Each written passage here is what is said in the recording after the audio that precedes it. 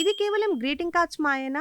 Valentine's day అనగానే మనకు గుర్తొచ్చేవి ఎర్రటి గులాబీలు, గ్రీటింగ్ కార్డ్స్ అండ్ గిఫ్ట్స్. ఇదంతా కంపెనీస్ వ్యాపారం అని మీరు అనుకుంటే అది కేవలం సగం నిజం మాత్రమే.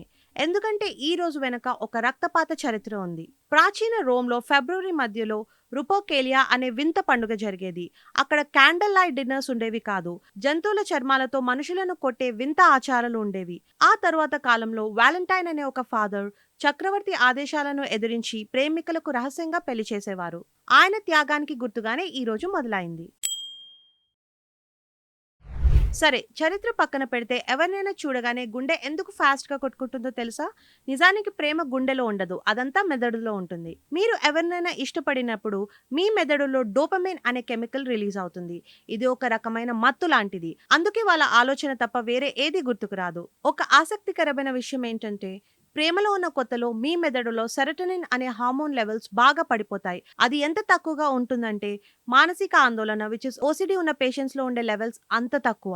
అందుకే మీరు వాళ్ళ గురించి అంత పిచ్చిగా ఆలోచిస్తారు. ఇది ఒక బయాలజికల్ గ్లిచ్ అన్నమాట.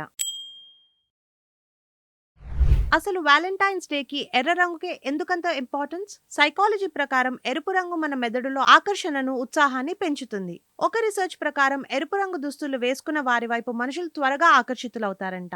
అందుకే ఫిబ్రవరి 14న ప్రపంచం మొత్తం రెడ్ కలర్ అయిపోతుంది. సో ఈ వాలంటైన్స్ డేకి కేవలం గిఫ్ట్స్ మాత్రమే కాదు, ఈ చిన్న చిన్న లాజిక్స్ కూడా షేర్ చేయండి. ప్రేమ అనేది కేవలం ఒక ఫీలింగ్ మాత్రమే కాదు, అది ఒక అద్భుతమైన science. Wishing one and all a very happy Valentine's day. Stay smart and keep loving.